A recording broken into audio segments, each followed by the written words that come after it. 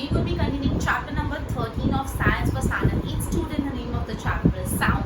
हमने इस चैप्टर की एक वीडियो पहले भी बनाई है और उस वीडियो में हमने इस चैप्टर का इंट्रोडक्शन पढ़ा 13.1, 13.2, 13.3 ये टॉपिक कंप्लीट किए.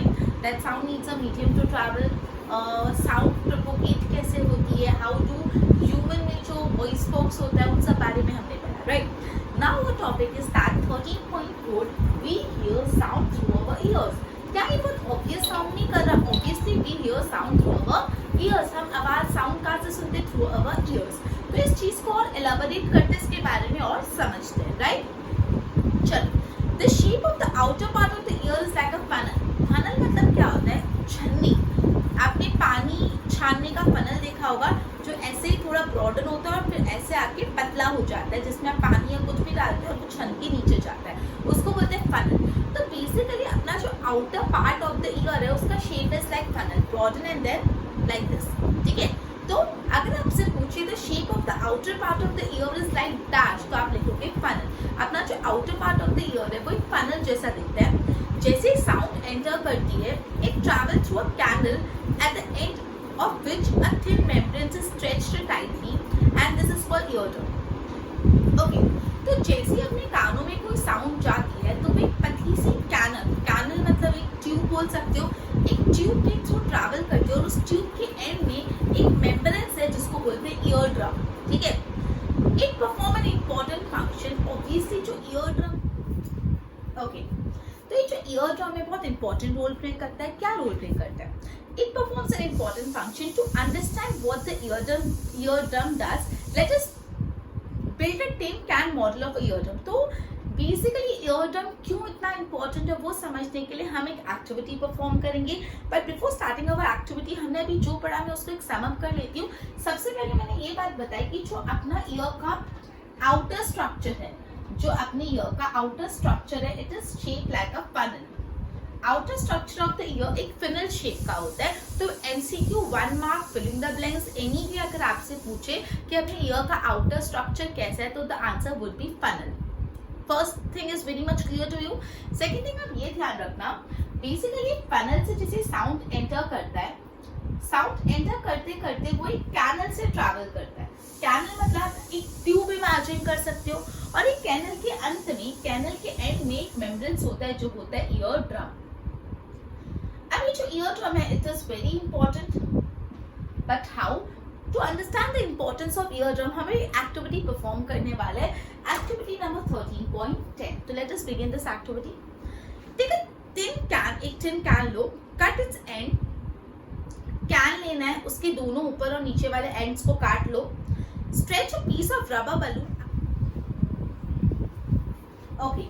तो अपन ने टिन कैन लिया और टिन कैन का ऊपर और नीचे वाले हिस्से को काट दिया. उसके बाद अपन ने एक एंड पे रबर बलून जो होता है, रबर बलून को स्ट्रेच करके लगा दिया. अगर आपको डाउट हो रहा है तो फिगर में जो येलो कलर का पार्ट दिख रहा है वो रबर बलून है. ठीक है, now ask your friend to speak hurray hurray from the open end. अब जो नीचे वाला पार्ट है, जो खुला पोर्शन है, वहां से हुर्रे ऐसे आप चिल्लाओ.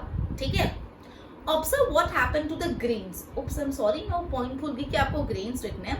Put 4 to 5 grains on the dry cereal on the stretched rubber band. मतलब आपने एक टिन कैन लिया इन शॉर्ट, उसके ऊपर और नीचे वाले हिस्से को काट दिया, एक हिस्से पे रबर बैंड लगाया, रबर बैंड के ऊपर थोड़े दाने रख दिए.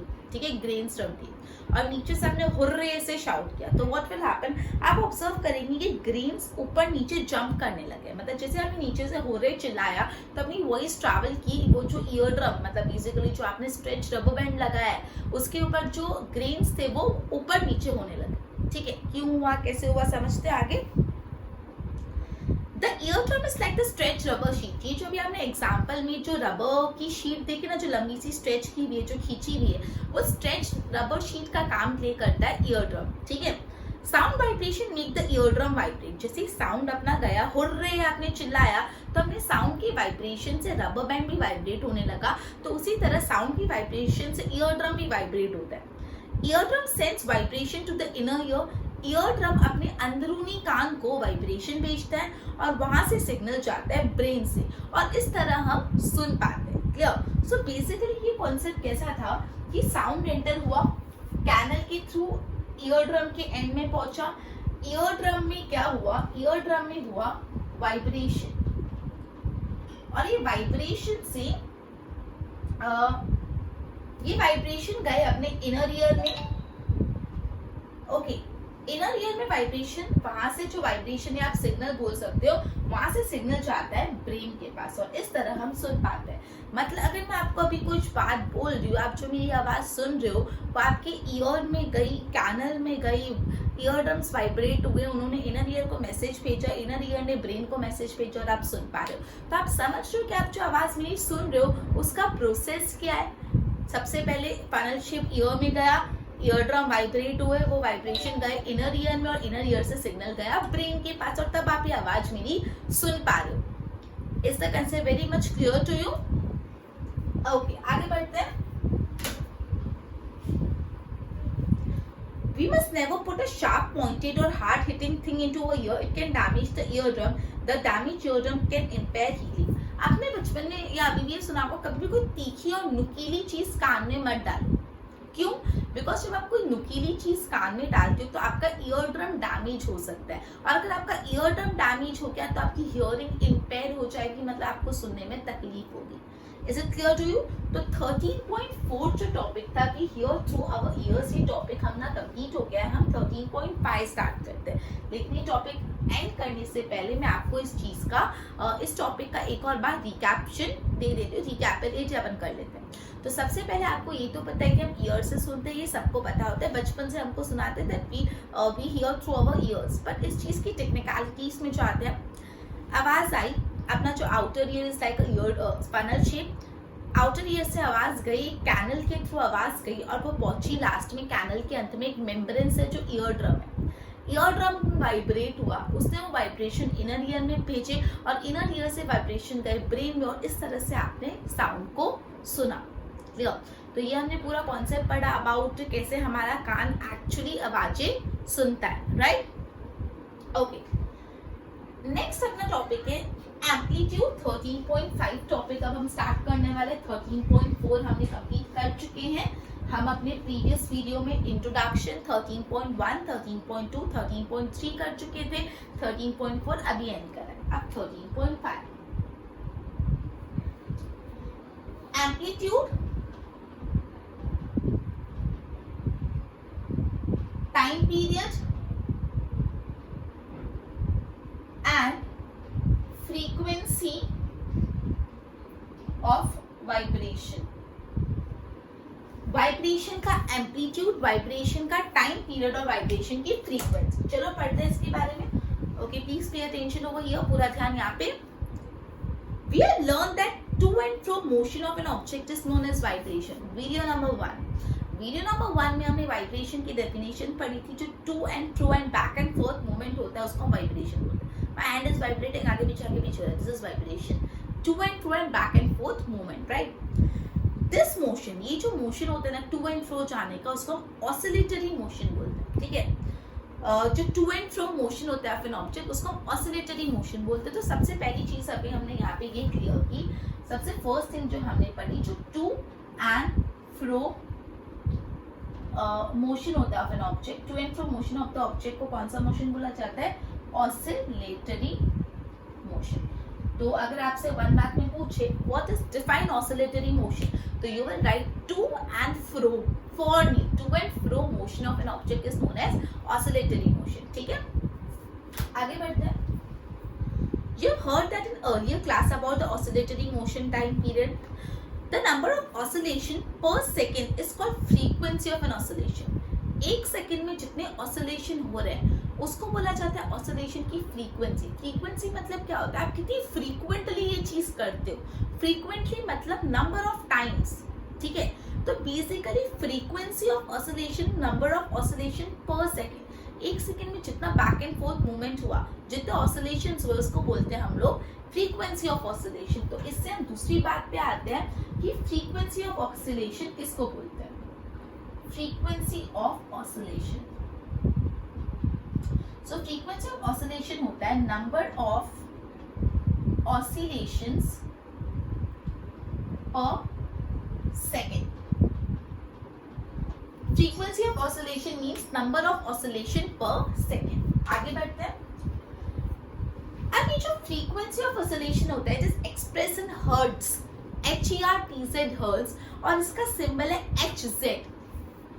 ये जो फ्रीक्वेंसी ऑफ ऑसिलेशन को एक्सप्रेस किया जाता है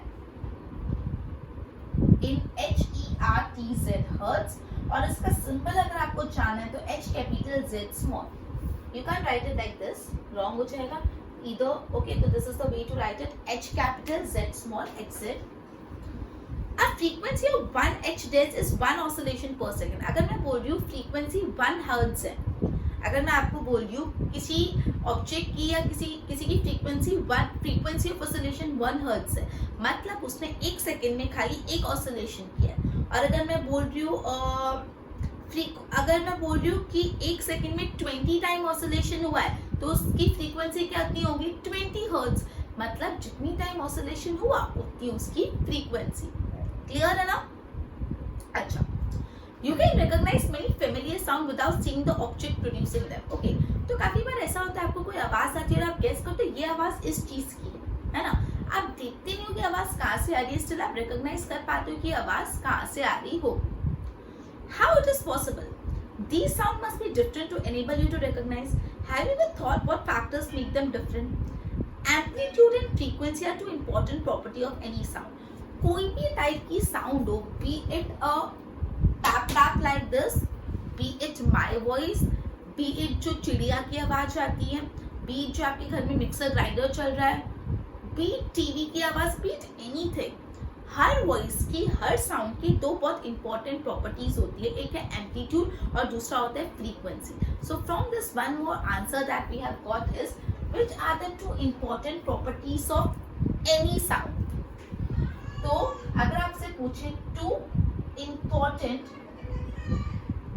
प्रॉपर्टीज ऑफ एनी साउंड, कोई भी साउंड की दो इंपॉर्टेंट प्रॉपर्टी पूछे तो सबसे पहले frequency and second one is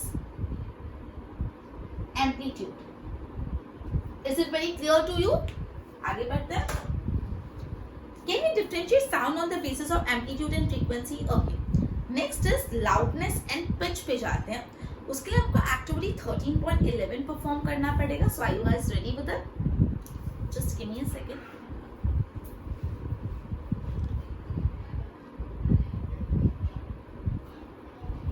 okay, activity 13.11। देखो मेटालिक टम्बलर, एक मेटल का टम्बलर लेना है आपको, एंड टेबल स्पून, एक टेबल स्पून लेना है। Strike the table spoon gently at the brim of the tumbler. Table brim मतलब जो किनारा होता है, उस ब्रिम पे आप टैप करके टेबल स्पून स्ट्राइक करो।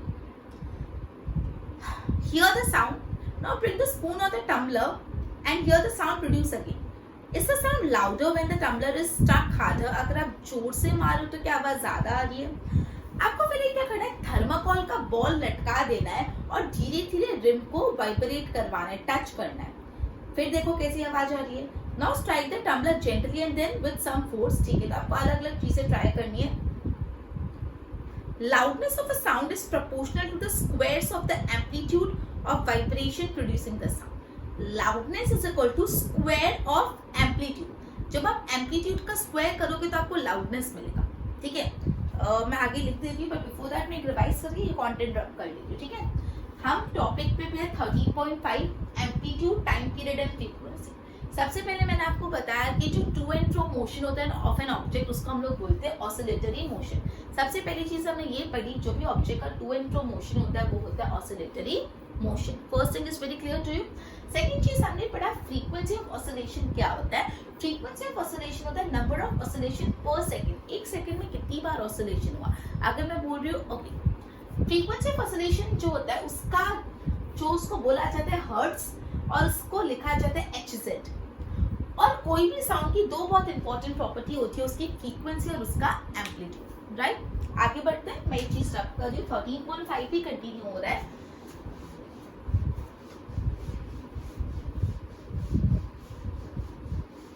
ओके, अब अपन आते हैं कि लाउडनेस क्या होता है। लाउडनेस मतलब स्क्वायर्स ऑफ एम्पलीट्यूड। एम्पलीट्यूड के स्क्वायर को बोलते हैं लाउडनेस ऑफ अ साउंड। ठीक है, फॉर एग्जाम्पल अगर amplitude became twice, loudness increases by 4 factor. अगर एम्पलीट्यूड ट्वाइस हो गया तो ट्वाइस का स्क्वायर 4, तो लाउडनेस 4 टाइम्स हो जाएगी। मतलब जितना भी आपका एम्पलीट्यूड है उसका डबल कर लो लाउडनेस जानने के लिए, ठीक है। अच्छा, अब वेरी इंपॉर्टेंट थिंग, ये जो लाउडनेस है ना वो किस में एक्सप्रेस की जाती है? डेसिबल। ये जो लाउडनेस है ना it is expressed in decibel. D B, यहाँ पे डी छोटा बी कैपिटल, डेसिबल। अब मुझे पता फ्रीक्वेंसी ऑफ ऑसिलेशन किस में एक्सप्रेस किया जाता था?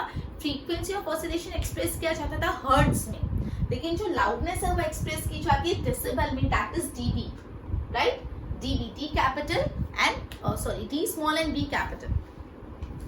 अब देखो आपको टेबल में कुछ लाउडनेस के बारे में बताया। जब आप नॉर्मल ब्रीथ करते हो तो आप 10 डेसिबल पे ब्रीथ कर रहे हो। जब आप धीरे धीरे विस्पर करते हो तब आप 30 डेसिबल की आपकी लाउडनेस होती है। जब आप नॉर्मल कोई कॉन्वर्सेशन कर रहे हो एट नॉर्मल वॉल्यूम तो 60 डेसिबल होता है। जब आप बीसी से ट्रैफिक एरिया में हो तो 70 डेसिबल, और एक फैक्ट्री में चले गए तो 80 डेसिबल। और अगर आप 80 डेसिबल से ज्यादा लाउड वॉइस सुन रहे हो तो मतलब उससे आपको फिजिकल पेन हो सकता है। मतलब 80 डेसिबल के ऊपर जब आवाज गई तो आपके लिए वो पेनफुल हो सकता है, राइट? तो यहाँ पे बहुत इंपॉर्टेंट एक अपन ने टेबल पढ़ी, मैं यहाँ पे लिख नहीं बिकॉज टेक्स्ट बुक में है, तो आप उसमें से लर्न कर सकते हो। नॉर्मल ब्रीथिंग में 10 डेसिबल आवाज आती है, मतलब जो सांस ले रहे हैं ना वो भी 10 डेसिबल लाउड है, एंड अकॉर्डिंगली हमने बाकी का पढ़ा। Okay, loudness of a sound depends on its amplitude. Obviously कोई भी साउंड की लाउडनेस उसके एम्पलीट्यूड पे डिपेंड करती है। अगर एम्पलीट्यूड बदलेगा तो लाउडनेस भी बदलेगी। तो इससे हमको एक और पॉइंट मिला। Third, loudness of sound depends on its amplitude. Filling the blanks, MCQ, matching, true और false, anyway, I don't care. ये रिलेवेंट नहीं है कि आप कोई कैसे पूछेंगे, रिलेवेंट ये कि आपको आना चाहिए। Loudness of a sound depend करता है उसके एम्पलीट्यूड पे। Clear? Okay, when the amplitude of the vibration is large the sound is large. अगर एम्पलीट्यूड ज्यादा होगा तो ये भी लाउड होगा, एम्पलीट्यूड कम तो ये लाउडनेस कम, मतलब दोनों का डायरेक्ट रिलेशनशिप है। ओके, ठीक है, आगे इसको कंटिन्यू करते हैं। I wonder why, okay, the frequency determine the shrillness और पिच ऑफ अ साउंड। मतलब अगर आपको लाउडनेस जानना है तो आपको एम्पलीट्यूड चाहिए, और अगर आपको जानना है कि पिच कितनी है, कितनी श्रिल आवाज है, कितनी तीखी आवाज है, अगर श्रिलनेस जानना है तो वो आपको फ्रीक्वेंसी से मिलती है। देखो मैंने आपको बताया था कि कोई भी साउंड के दो इंपॉर्टेंट कैरेक्टरिस्टिक होते हैं, एक होता है एम्पलीट्यूड और दूसरा होता है फ्रीक्वेंसी। तो ये जो एम्पलीट्यूड होता है उससे क्या डिटरमाइन होता है? साउंड की लाउडनेस। और जो दूसरा कैरेक्टरिस्टिक का इंपॉर्टेंट फ्रीक्वेंसी, जो फ्रीक्वेंसी होता है ना उससे क्या डिटरमाइन होता है? उसकी पिच, या तो हम बोल सकते हैं उसकी श्रिलनेस कितनी है, कितनी तीखी श्रिल आवाज कितनी है, वो डिपेंड करता है फ्रीक्वेंसी पे। If the frequency of vibration is higher we say that the sound is shrill and a higher pitch. अगर फ्रीक्वेंसी ज्यादा होता है ना मतलब वो आवाज श्रिल है, उसकी पिच ज्यादा है। For example the sound, okay, for example drum vibrate with a low frequency. जो ड्रम होता है, ड्रम हम बजाते हैं, ड्रम की फ्रीक्वेंसी कम होती है, इसलिए ड्रम की आवाज हाई पिच्ड नहीं होती, ठीक है। Okay, on the other end of whistle, अगर आप सीटी बजा रहे हो तो सीटी बहुत तीखी सुनाई देती है, बहुत श्रिल और बहुत हाई पिच सुनाई देती है, बिकॉज जब विसल करते हो उस विसल की फ्रीक्वेंसी ज्यादा होती है। तो जब फ्रीक्वेंसी ज्यादा तो वो हाई पिच होगी।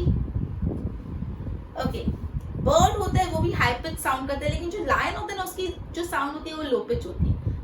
लायन की जो ग्रोर होता है ना वो लो पिच होती है, मतलब उसकी फ्रीक्वेंसी कम होती है। Any day you hear the voice of children and adult, क्या आप डिफरेंशिएट कर सकते हो? अपन को पता है usually voice of women has a higher frequency and shriller than that of man. आप मुझे बताओ वुमेन या मैन दोनों में से किसकी पिच ज्यादा होती है, श्रिलनेस ज्यादा होती है? ऑब्वियसली हमको पता है वुमेन्स जो होती है उनकी आवाज तीखी होती है, श्रिल होती है। जो मेंस होती है उनकी आवाज डीप होती है, क्योंकि जो मेंस की आवाज होती है उसकी पिच कम होती है, लेकिन वुमेन्स की आवाज की पिच ज्यादा होती है। मतलब वुमेन्स की वॉइस की फ्रीक्वेंसी ज्यादा इसलिए पिच ज्यादा, और मेंस की आवाज की फ्रीक्वेंसी कम होती है इसलिए पिच कम। तो ऑब्वियसली किसकी आवाज पिच किसकी आवाज मोर श्रिल है? वुमेन्स या main? So the answer is women's. Clear? Okay, next is 13.6. Before starting this, just a minute.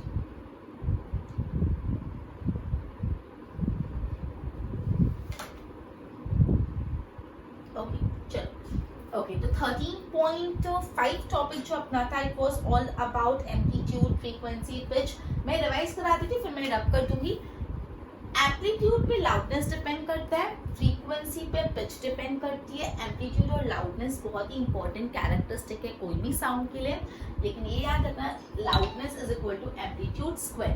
Loudness को आप एक्सप्रेस करोगे डेसिबल में डीबी, और फ्रीक्वेंसी का तो आपको पता है फ्रीक्वेंसी का क्या था, हर्ट्ज. ठीक है, ओके, जस्ट अ मिनट.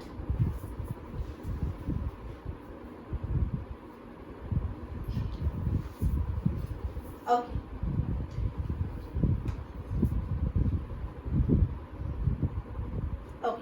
सो हमने आज पढ़ा 13.4 पूरा अपना हो गया, 13.5 भी अपना हो गया.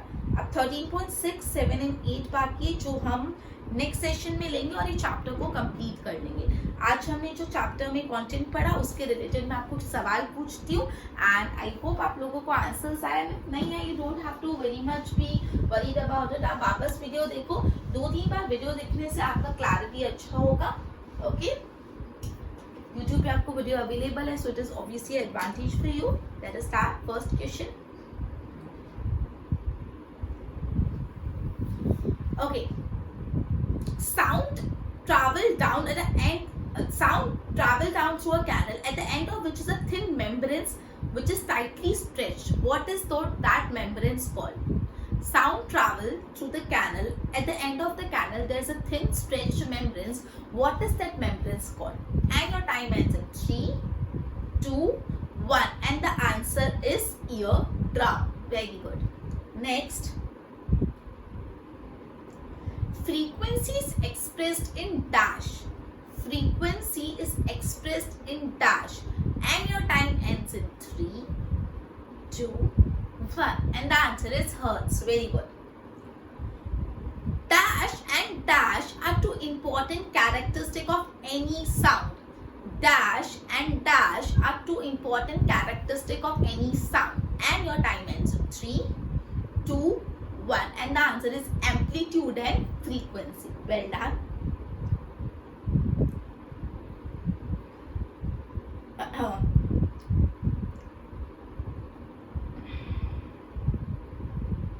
Loudness of a sound depends on its dash. Loudness of a sound depends on its dash, and your time ends in 3, 2, 1. It is amplitude. ये हमने पढ़ा ना कि एम्पलीट्यूड पे लाउडनेस डिपेंड करता है. Sound about dash decibel became physically painful. Sound about dash decibel became physically painful, and the time ends in 3, 2, 1, and the answer is 80 decibel.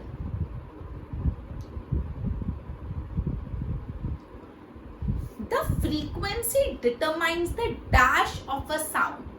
The frequency determines the dash of a sound, and your time ends in 3, 2, 1. It is shrillness or pitch. Clear? मतलब bottom line यही है कि दो important characteristic है कोई भी sound के, amplitude और फ्रीक्वेंसी. एम्पलीट्यूड लाउडनेस डिटरमाइन करती है और फ्रीक्वेंसी पिच या shrillness. Clear? So with this we would be ending our session over here. This was our video number 2 of chapter number 13 sound, and हम video number 3 में chapter को complete कर लेंगे in short 3 videos, and we have completed this chapter. So I'll complete this chapter in our next session. Till then, goodbye.